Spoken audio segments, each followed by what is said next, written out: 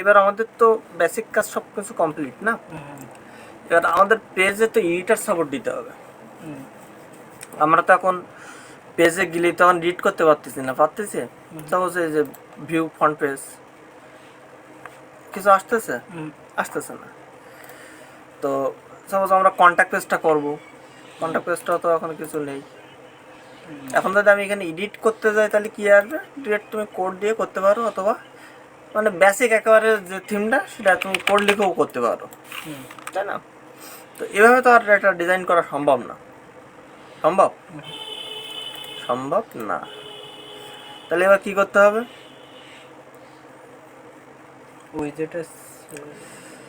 আমাদের একটা page editor support দিতে হবে। এডিটর সাপোর্টটা দেবো কোনটা, এলিমেন্টর। কি সাপোর্ট দেবো, এলিমেন্টর।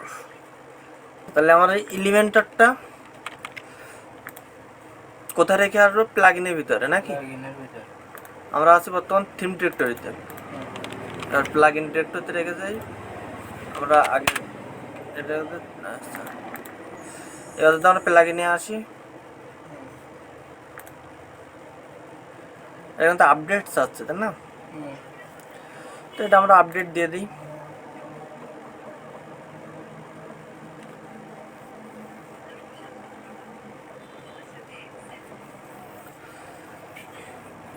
এলিমেন্টের আপডেটেড দিলে সাইট কি গুটে যায় না এবার? হ্যাঁ, মানুষ যেতে পারে গেলে অত দৌড়ে বেরো মানে না, তখন সেটা সমস্যাটা কিসের জন্য হচ্ছে সেটা তো ঠিক করতে হবে। তুমি ডেভেলপমেন্ট জানো, তুমি যদি এটা ঠিক না করতে পারো তাহলে হবে না? কষে যে হয় মানে সমস্যা হলে তো আবার ওরা নিয়ে আসে সমস্যা নিয়ে, তাই না?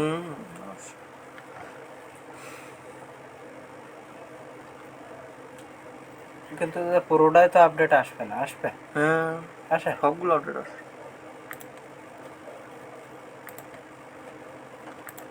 আচ্ছা, আপডেট হয়ে গেল। এবার যদি আমরা অ্যাক্টিভ করি,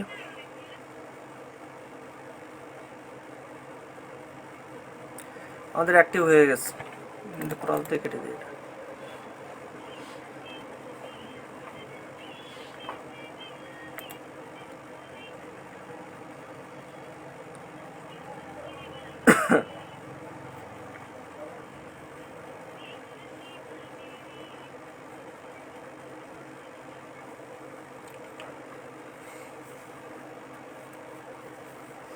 এই যে আমাদের অ্যাক্টিভ হয়ে গেছে, এই যে গেট প্রো যদি নিতে চাই। হ্যাঁ, কিন্তু আর প্রো ব্যবহার করতে চাচ্ছি না এখন আপাতত। তাহলে আমাদের এলিমেন্টের অপশনটা চলে আসছে, টেমপ্লেট চলে আসছে এলিমেন্টারে। তাহলে পেজের ভিতরে যদি এবার আমরা যাই, পেজের ভিতরে আমরা যদি যাই, গিয়ে সাপোজ আমরা হোমটা এডিট করতে যাচ্ছি, এডিট উইথ এলিমেন্টার চলে আসছে। এই যে ডিফল্ট টেমপ্লেট এলিমেন্টার আমরা এলিমেন্টার ফ্লুইড থিম। তো আমরা চাচ্ছি এলিমেন্টার দিয়ে এডিট করতে, তাই তো? তো এখানে আমরা চাইলে এখন এলিমেন্টার দিয়ে এডিট করতে পারবো না। আচ্ছা, তো আমাদের হোম পেজটা কেমন আছে, সরি কন্ট্যাক্ট পেজটা কেমন আছে, আমরা কন্ট্যাক্ট পেজটা যদি একটু দেখে আসি। Blog, backup template. আচ্ছা, এখানে 404 ওদের ডিজাইন করা ছিল না, ওদের 404 পেজটা ছিল এরকম। দেখো আমরা করে ফেলছি যখন একরকম, কোনো সমস্যা নেই। আচ্ছা, তাহলে আমাদের 404 পেজ কমপ্লিট। এখান থেকে আমরা কোনটায় যাব, কন্ট্যাক্ট পেজ। কন্ট্যাক্ট পেজটা এরকম না, নিচে একটা গুগল ম্যাপ আছে। তো এটা আমরা করব কি করে, এই পেজটা ডিজাইন করবো আমরা, হচ্ছে কন্ট্যাক্ট পেজটা। তো কন্ট্যাক্টের ভিতরে যাই আমরা,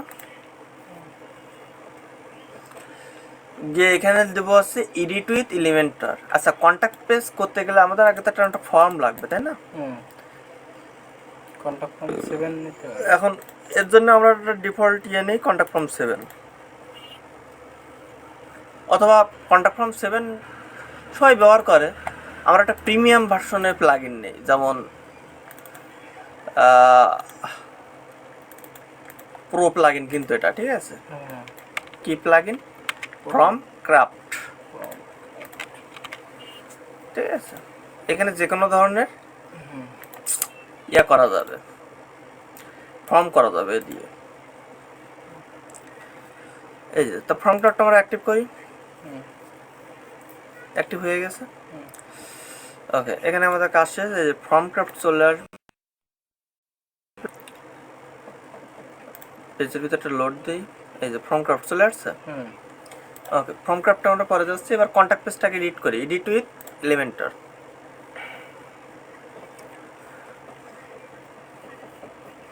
একটু লোড নেবে, টাইম লাগবে।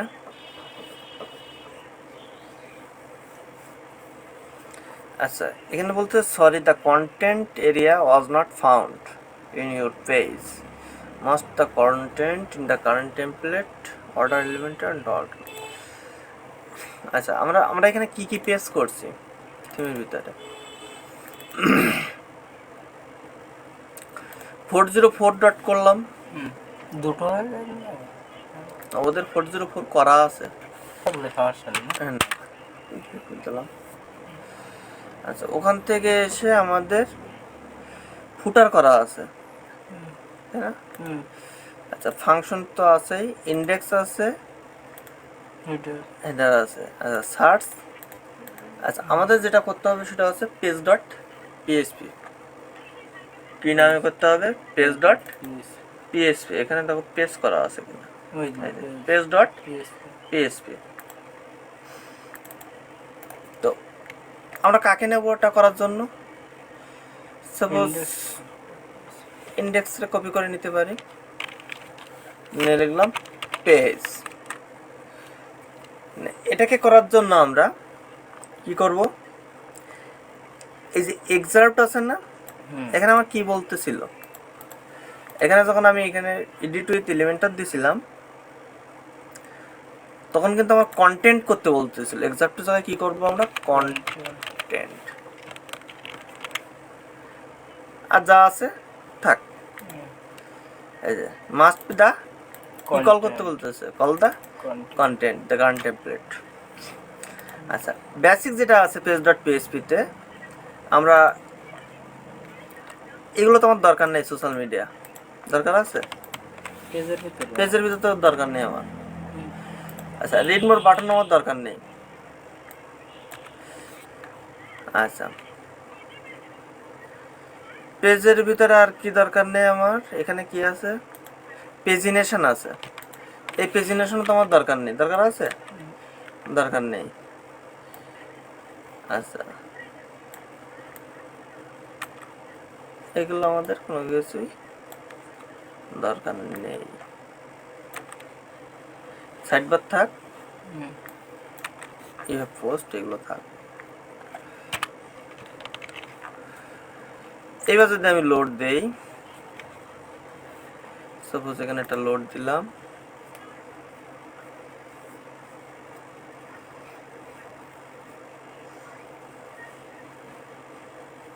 চলে আসছে এবার। কিন্তু আমার সমস্যা হচ্ছে কি, এখানে আমি চাচ্ছি না আমি সাইড বার রাখতে। আমার কিন্তু পেজের টেমপ্লেট সাইড বার চলে আসছে, তাই না? আমি এগুলো রাখতে চাচ্ছি না। তখন তো কন্ট্যাক্ট পেজ না? হ্যাঁ, কন্ট্যাক্ট পেজ। তাহলে আমি এখান থেকে সাপোজ আমি একটা কন্টেইনার নিলাম, সাপোজ এখান থেকে একটা কন্টেইনার নিলাম, নিয়ে একটা টাইটেল নেই আমি এখান থেকে, ইন্টারসেকশন এরিয়া হেডিং, সাপোজ আমি এখানে লিখে দিলাম কন্ট্যাক্ট পেজ। তো এখান থেকে আমরা কি করব? পাবলিশ করে দেবো। এই যে পাবলিশ।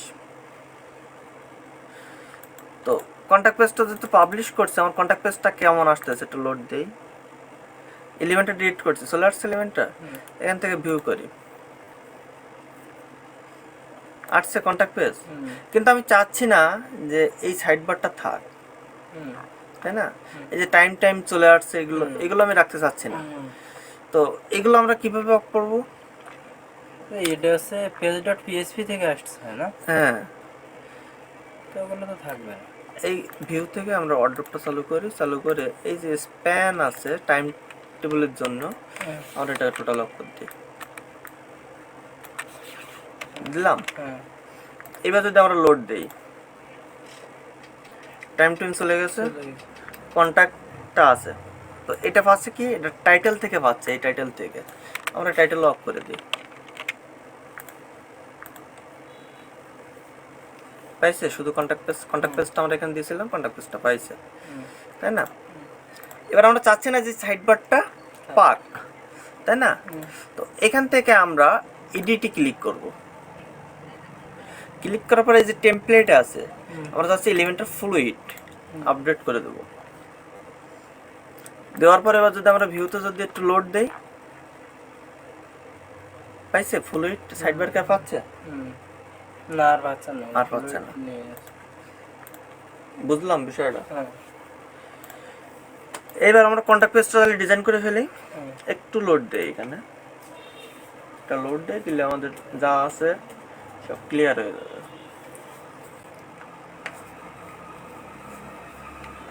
এবার আমরা আমাদের ইচ্ছা মতো ডিজাইন করতে পারবো না। তো এখানে সমস্যাটা হচ্ছে, এখানে আমাদের কন্টেইনার পাচ্ছে, তাই না? আমাদের যে ফ্লুইড সেটা তো পাচ্ছে না, পাচ্ছে? আচ্ছা, ওটা আমরা